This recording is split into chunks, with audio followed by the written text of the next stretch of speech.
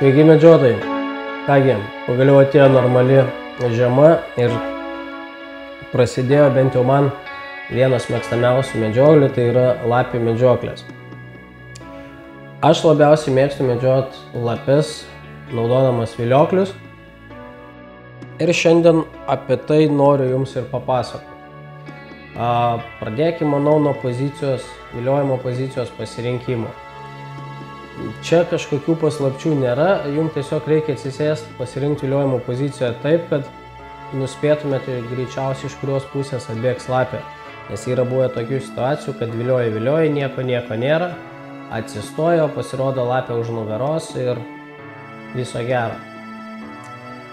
Kiek aš pastebėjau, tai lapės dažniausiai laikosi arba melioracijos grioviuose, arba pamiškėse.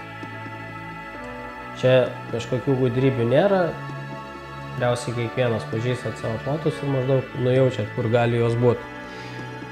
Kalbant apie pačius vilioklius, tai aš naudoju du vilioklius. Vienas yra kiškio streso garso, o kitas yra paukščio streso garso vilioklis.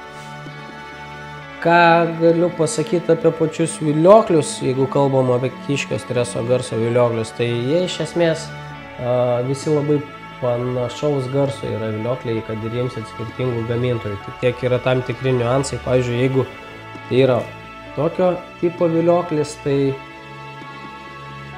yra bėda tame, kad jie užšąla, nes liežuvėlis įmontuotas viduj ir jūs kai pučiat, vis tiek ten patenka ir seilių ir dažniausiai viliojat prie minusinės temperatūros ir jisai užšalo ir baigėsi viskas ganėtinai liūdnai.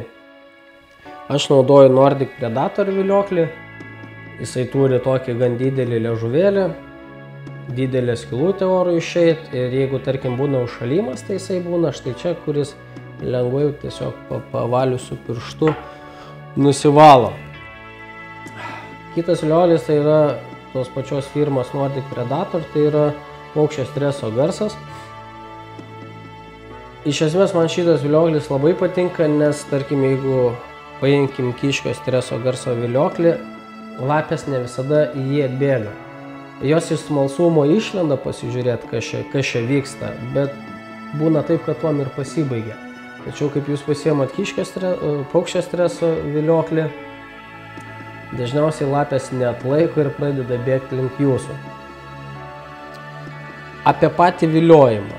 Aš pradedu vilioti kiškio streso viliokliu kažkur 30 sekundžių, tada darau minutės pertrauką ir taip kartuoju 3 kartus.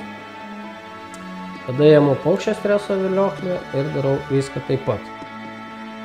O gudrybė čia, nežinau, ar jeigu galima tai gudrybę pavadinti, ta prasme, principas kame, kad kaip ir minėjau, ne visos lapės žino, kas tas kiškio streso garsas ir ne visos lapės ragausios panašų kiškių.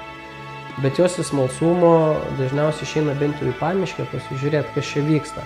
O tada jūs paimat paukščio streso garsą ir čia situacija kaip ir pereina į jūsų rankas. Apie patį garsą.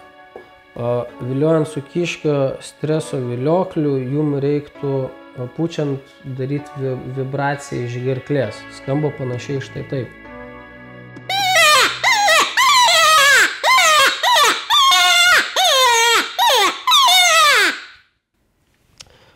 Paukščio streso garsas.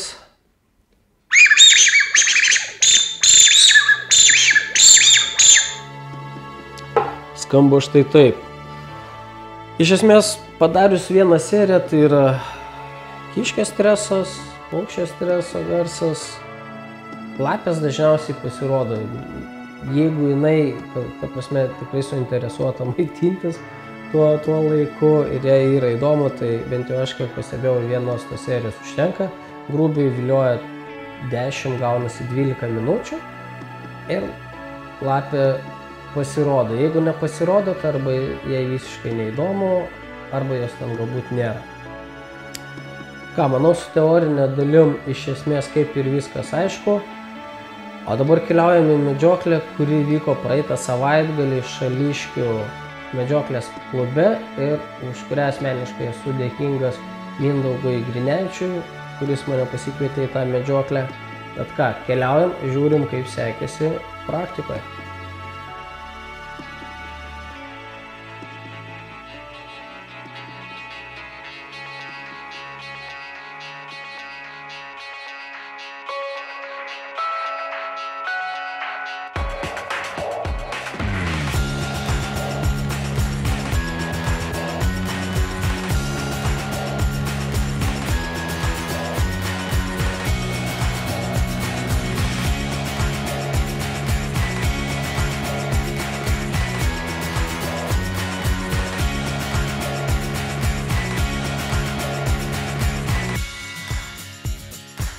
Tolimesnius medžioklės vaizdus rekomenduoju žiūrėti tik medžiotojams.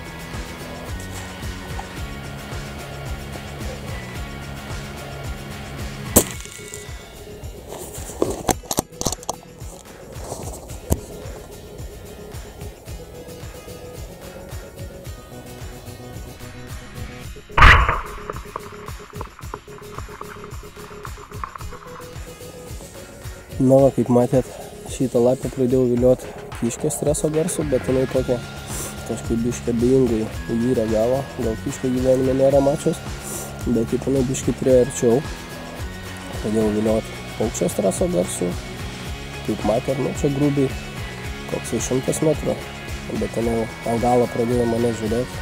Tikriausiai reiktų dar ginklą prie progos užmaskuoti. Ką, einam žiūrėti, kas per lapę.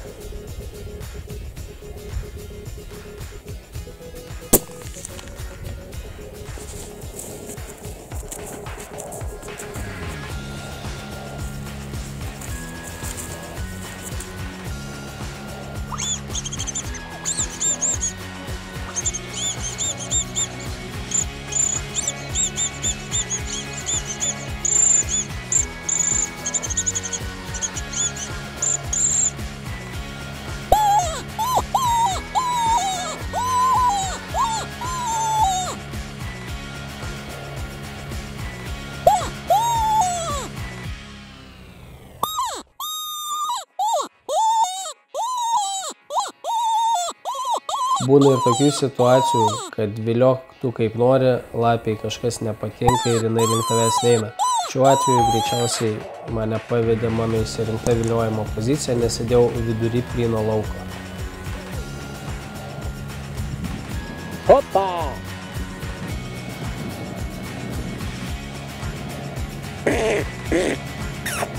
Kaip matome, šiai lapiai visiškai vienodai. Kokie garsai, gali rėkti, švilpt, jinai guli ir nesikelia. Tad nebeturėjau iš ko rinktis ir teko atlikti tokį šūvį.